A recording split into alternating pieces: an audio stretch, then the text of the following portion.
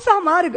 क्या हिंदू जाति जिसने नक्षत्रों को संज्ञा दी, वो हिंदू जाति जिसने सागर की छाती पर पत्थरों को तैराया, इतना गौरव रखने वाली हिंदू जाति, उसका स्वाभिमान धुआं बनकर उड़ेगा?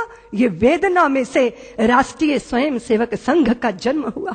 प्रचारकों ने अनवरत अपने जीवन को आहूत किया।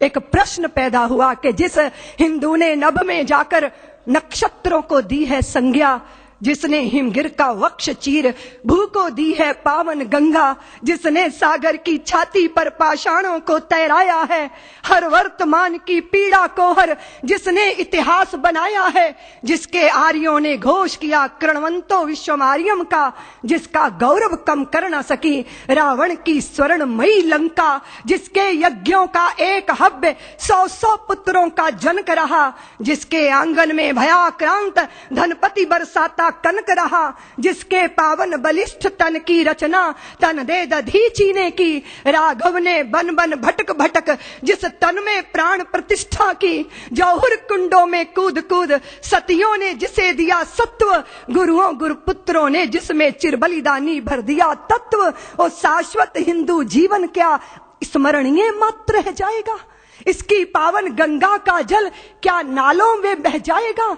इसके गंगाधर शिव शंकर क्या ले समाधि सो जाएंगे?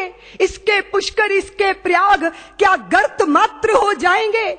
यदि तुम ऐसा नहीं चाहते तो फिर तुमको जगना होगा, हिंदू राष्ट्र का बिगुल बजाकर दानव दल को दलना होगा। इस वेदना में से, इस पीड़ा में से, मां भारती के लुटते स्वाभिमान और बिखरती अस्मिता की वेदना में से राष्ट्रीय स्वयंसेवक संघ का प्रादुर्भाव हुआ।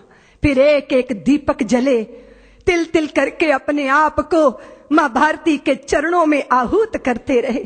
फिर एक एक माता निकली जिन्होंने अपने हृदय के टुकड़े, अपने शरीर के हिस्सों को मां भारती के चरणों में अर्पित कर दिया। फिर विद्यावती की वह परंपरा जीवंत हुई जहां भगत सिंहों को जन्म देने वाले, और फिर उसके बाद भगत सिंहों को फांसी के फंदों पर झूलते देखकर आंखों से आंसू बरसाने वाली माताओं की आंखों के आंसू देखकर लोगों ने संदेह व्यक्त किया।